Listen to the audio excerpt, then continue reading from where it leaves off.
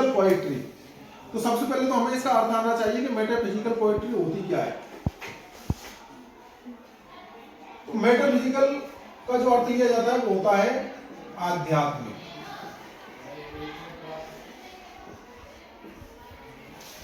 और पोएट्री का अर्थ तो आप जानती है कविता। मेटाफिजिकल पोएट्री, तो मेटाफिजिकल पोएट्री ये जो टर्म है 17वीं शताब्दी तक था ही नहीं। मेटाफिजिकल पोएट्री टर्म का प्रयोग सबसे पहले किया था डॉक्टर सैमुअल जॉनसन ने। डॉक्टर सैमुअल जॉनसन ने इसको एक निंदा के रूप में, कंटेम्प्ट के रूप में, यानी कि ये एक तरह से आलोचना करना चाह रहे थे किनकी कविताओं की, जॉन डन, अब्राहम काउली और एंड्रू मार्वेल। तो इन तीनों कवियों की जो रचनाएं थी उनकी निंदा के रूप में मेटाफिजिकल पोएट्री शब्द का प्रयोग 17वीं शताब्दी में सबसे पहले डॉक्टर सैमुअल जॉनसन ने किया था। ये पहली बात है मेटाफिजिकल पोएट्री के बारे में।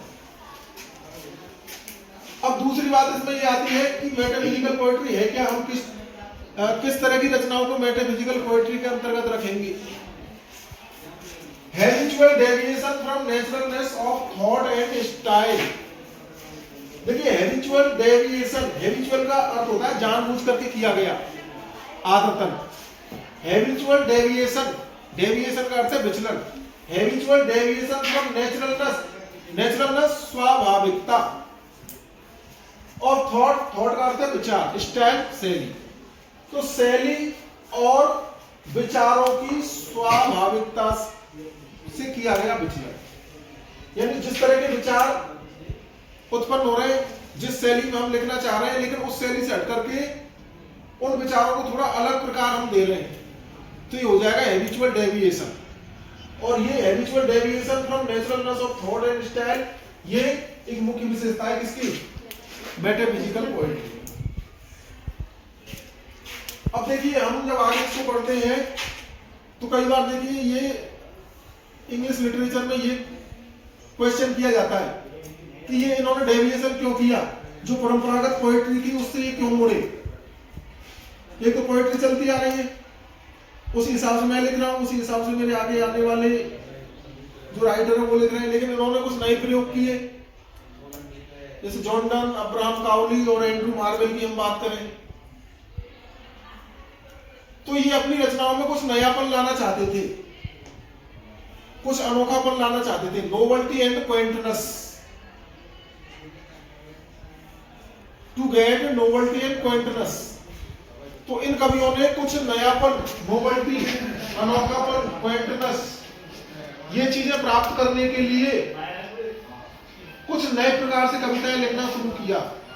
और ये नए प्रकार से जो कविताएं लिखी जा रही थी, डॉक्टर सैमुअल जॉनसन ने कुछ कवियों को आइडेंटिफाई किया।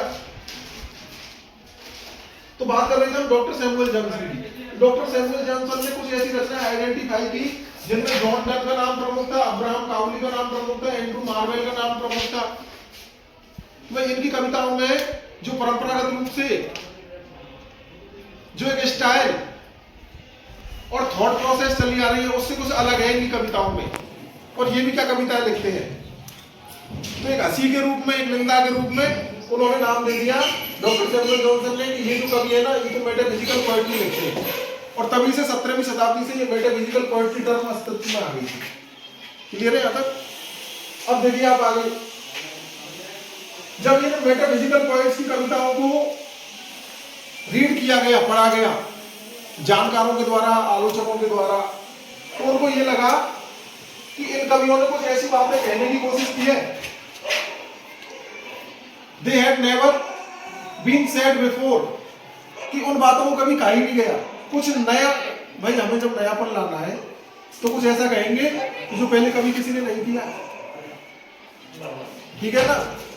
कोई भी अपने आप को नया या अद्वितीय दिखाना चाहता है तो वो कुछ नए प्रयोग करेगा। तो इन्होंने कुछ ऐसी बातें अपनी रचनाओं में कही जिनका प्रयोग पहले नहीं हुआ, और इनमें बुद्धि का बहुत ज्यादा प्रयोग, display of wit, far fetched images, दूर दूर की कल्पनाएं, बहुत अतिशयोक्तिपूर्ण, डिस्प्ले ऑफ विट, बुद्धि का प्रयोग, फार फेस्ट इमेजेस, बहुत क्लिष्ट कल्पनाएं इन लोगों ने की, जिसको हम कह सकते हैं फार फेस्ट इमेजेस, हाइपरबोली, अतिशयोक्ति का बहुत ज्यादा प्रयोग, कंसीट्स, तो इस तरह के प्रयोग इन्होंने अपनी कविताओं में किए। और ये इनकी पूरी की पूरी पोएट्री कही गई मेटाफिजिकल पोएट्री। अब इन लोगों ने जो मेटाफिजिकल पोएट्स थे, जिनकी रचनाओं को हम कह रहे हैं मेटाफिजिकल पोएट्री, तो इन्होंने लव पोएम्स लिखी, जिसको हम कह सकते हैं प्रेम कविताएं, लव पोएम्स लिखी। तो उनमें इन्होंने सिनिकल एटीट्यूड प्रदर्शित किया। और सिनिकल एटीट्यूड किसके प्रति? ये थोड़ा संगीपन जैसा व्यवहार। सिनिकल एटीट्यूड किसके प्रति? हेयर सेक्स, महिलाओं के प्रति, कंजुगल लव, वैवाहिक प्रेम, प्लेटोनिक लव, दार्शनिक प्रेम।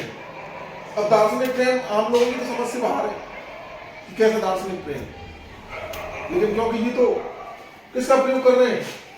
Display of wit, far-fetched images, तो कई प्रकार से अर्थ लगाने पड़ते हैं, तब जाके ये कविता समझ में आती है। तो लव पोएम्स लिखी, इसमें इन्होंने fair sex, conjugal love, platonic love, महिलाएं, और आपका ये कंजुगल लव, वैवाहिक प्रेम, और प्लेटोनिक लव यानी कि दार्शनिक प्रेम, इसके प्रति इन्होंने सिनिकल एटीट्यूड यानी कि एक नए प्रकार का व्यवहार प्रदर्शित किया। तो तभी से 17वीं शताब्दी से इस तरह की कविताएं जिनमें ये सारी विशेषताएं मिल रही थी, उन कविताओं को क्या कह दिया गया? Metaphysical poetry. शुरुआत तो कर दी उन्होंने जॉन डन, अब्राहम काउली वगैरह ने। फिर उसके बाद इस तरह की विशेषताओं वाली हाइपरबोली, जिसमें फार-फेच्ड इमेजेस है, इस तरह की कविताएं जो लिखता था उसको एक कैटेगरी में डाल दिया गया कि ये मेटाफिजिकल पोएट्री है। तो फिर एक ऐसा दौर शुरू हो गया कि हर कभी प्रयास करने लगा कि वो इस तरह की विशेषताएं डाले। फिर उसके बाद 20वीं शताब्दी तक आते आते इतना ज्यादा क्रेज नहीं रहा फिर, क्योंकि पूरे 300 वर्ष हो गए ना, 300 वर्ष। तो उसके बाद इनका क्रेज कम हो गया, लेकिन वापस टी.एस. एलियट ने वापस से रिवाइव कर दिया मेटाफिजिकल पोएट्री को 20वीं शताब्दी में। तो टी.एस. एलियट को श्रेय दिया जाता है कि उन्होंने मेटाफिजिकल पोएट्री को रिवाइव कर दिया, पुनर्जीवित कर दिया। शुरुआत 17वीं शताब्दी में हुई, धीरे धीरे फिर प्रयोग कम हुआ, फिर वापस 20वीं शताब्दी में फिर एक बार से नया दौर आ गया मेटाफिजिकल पोएट्री का। तो टी.एस. एलियट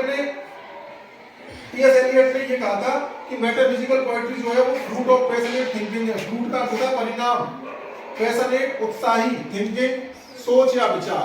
तो उत्साही सोच का परिणाम होती है मेटाफिजिकल पोएट्री। मेटाफिजिकल पोएट्री लिखना कोई आसान काम नहीं है, यानी जो राइटर उसके अंदर उत्साह होना चाहिए, वो एक्टिव होना चाहिए। तो fruit of passionate thinking, T S. Eliot ने मेटाफिजिकल पोएट्री को फ्रूट ऑफ पैशनेट थिंकिंग कहा था, उत्साही सोच का परिणाम कहा था। और इनका कहना था कि a thought to done was an experience, a thought to done was an experience। Done के लिए विचार या भावना अनुभव के समान थी, डन के लिए विचार एक अनुभव था। तो उस विचार से प्रेरित होगा कि उन्होंने इस तरह की कविताएं लिखी थी। और जो मेटाफिजिकल पोएट्री होती है उसमें फिगर ऑफ स्पीच यानी कि अलंकारिक भाषा का बहुत ज्यादा प्रयोग होता है। किसका प्रयोग होता है? अलंकारिक भाषा, जिसको अपन कहते हैं, अलंकार कहते हैं ना हिंदी में, फिगर ऑफ स्पीच। जैसे आपने देखा हाइपरबोली, अतिशयोक्ति, ये भी तो क्या है? एक अलंकार है। तो ये इस तरह से मेटाफिजिकल पोएट्री का पूरा दृश्य आपके सामने। 17वीं शताब्दी में शुरुआत होती है एक कंटेम्प्ट के रूप में। Doctor Samuel Johnson, John Donne, Abraham Cowley और एंड्रू मार्वेल की कविताओं के लिए करता है। ये सारी विशेषताएं जैसे कि display of wit, far-fetched images, hyperbole, conceits वगैरह, ये सब उन कविताओं की विशेषता होती है। 20वीं शताब्दी में टी.एस. एलियट इसको वापस से रिवाइव कर देता है। और टी.एस. एलियट ने ये कुछ बातें बताई थी कि ये इसमें क्या है कि फिगर ऑफ स्पीच का काफी इस्तेमाल है। और जॉन डन के बारे में लिखा था कि जॉन डन के लिए विचार एक अनुभव के समान।